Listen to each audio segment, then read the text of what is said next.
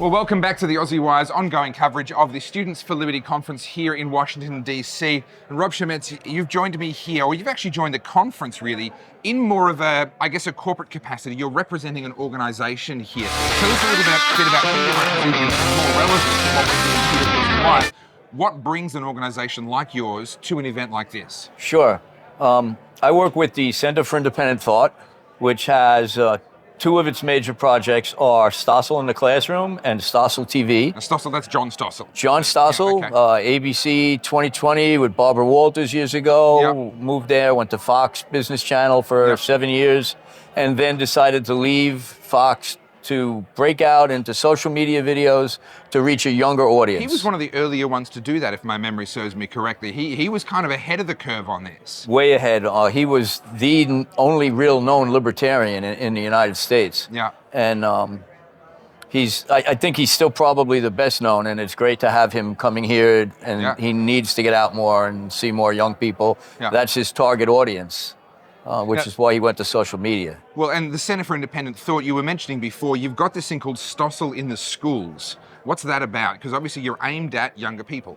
Yes, so we take John's videos and create curriculum to go with them Okay. and distribute those to teachers. Now it's all streaming. In the old days, it was DVDs. Sure. But we have 125,000 registered teachers Wow.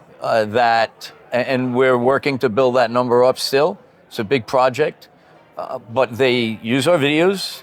They have the curriculum to go with it and worksheets. So it's not, hey, here's a 5-minute Stossel video. Yeah. Figure out how to use it. Yeah. So we're trying to be as helpful to teachers as we can.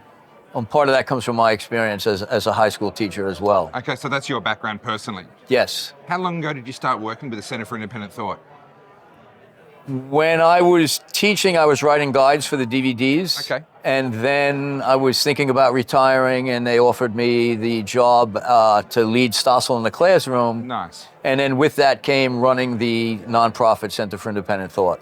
So this is quite exciting to me. I interviewed Jaden earlier. Now, he's the young man who got into trouble with his school because he had a Gadsden flag patch on his backpack. Now, he stood his ground on that largely because he'd been inspired by reading Tuttle Twins books. And things like what you're doing, things like what Connor, what's his name, the author of the Tuttle Boyack. Twins books, Boyack, thank you, Connor Boyack, are doing is really important. And to illustrate that point, I want to talk about Argentina for a moment. And we've just seen the election of Javier Milei, a seemingly impossible accomplishment. He's a libertarian head of state, first time in my lifetime. But actually behind that election was a couple of decades of him working to educate voters, to create the desire for what it was that he had to offer. You said you've got well over 100,000 teachers. How many students are you reaching, and is this growing? Can you measure the impact, or are you just kind of putting it out there and hoping for the best? That measure the impact question is huge, and it's something that donors continually ask. Sure. I think It's hard to do. I think we reach when we start trying to measure impact. Yeah. Teachers, professors have this thing called the light bulb moment. You know, when Right. you see it in that kid's face, Yeah. and they get the idea. And I was never more hopeful about the future when I was in the classroom teaching, Yeah. because the kids would say, "We've never heard this perspective before. Why not?" And then they got it. They Yeah. bought into it. This idea that government shouldn't be controlling their lives and limiting what they do. So I don't know how you measure a light bulb moment, Yeah. you know, and I don't know that you can give a quiz after the video and see, you know, did the kids get the idea of the video? Yeah. But does it impact them other than just understand it? I received an email about 6 months ago from a student. I retired in 2017, so the student had to be at least 6 years prior. Yeah. And the former student's email was, wow, I just saw this, and now I understand fully what you were talking about. Yeah. And So you planted a seed that took maybe 6 years to mature. 6 years, at least Yeah. 6 years. And Yeah. and so I've said to donors, listen, I know people come in with numbers and impact. It's not that easy. And oftentimes the deeper work, the deeper impact, it isn't immediate. You don't have numbers straight away. So you've made the choice at an age where, as you mentioned, you had the option of retiring. You had the option of saying, you know what, I've done my bit, I've paid my taxes, I've done my work, I'm going to go and fish or whatever it might be. Absolutely. For you. And you made the choice that you were going to do this instead. Now, no doubt this puts a lot of demand on your time. Here you are standing at a table at a conference for days on end when you could be out doing whatever else you wanted to do. What is it about this mission that animates you so much that you would sacrifice the very thing that a lot of people just look forward to in life? Yeah. Just a shallow question. No, you know, no depth at all there. You know. It's a very deep question, and I'm not sure I've fully come to terms with why. I do know this, that I look at the future and I'm not so hopeful. And I think, listen, maybe we don't win this, but we're not going to win it if we don't try. Yeah. And I say to people, particularly friends of mine who have kids, hey, I'm doing this for them. Yeah. You know, you should be helping out some way too. And it's one of my friends, he had a daughter all through 13 years old. I said to him recently, where is she on the political spectrum here? Sure. And he said, she doesn't have her father's views. Now, he was a Forbes writer. He was a good limited government, libertarian, conservative. You know? And I said, you know, one of our donors always says, what did you talk about at the dinner table? Sure. Because if you're not there expressing the importance of your views, they're going to get it from their teachers or their friends. And that was my mission in school.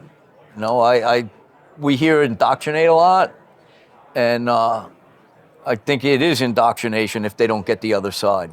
Well, kids are like sponges. They will soak up whatever they're exposed to. Doesn't matter what it is, they'll just absorb that. And if we're not giving them something, then yeah, they'll find somewhere else to get it. I love what you said. You know, we can't be sure that we're going to win this, but we can. You know, we have to try. And if we don't try, we can be sure that we won't. I often talk to people. So in Australia, we got battered pretty hard during the COVID era. Melbourne, my home city, was the worst in the world until China started welding doors shut in 2022. We really went through it. And a lot of people have asked me, you know, why did you keep fighting? I was on the front lines of the pushback all the way through. Why did you keep fighting? You know, wasn't it hopeless? Didn't it seem hopeless? And to be honest, we didn't get a fairy tale ending. We haven't had a Hollywood ending out of all of that. That's true. And my response to them is, I don't care whether or not there's hope, really.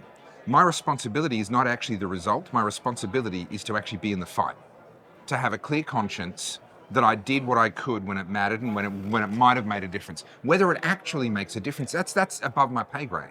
That's a decision that's going to get made by God himself, right? It's not actually up to me. It's up to me to be faithful. So last question, from an organizational point of view, why do you come here? What's the outcome that you're looking for from actually having a table, sending staff and being here? Sure.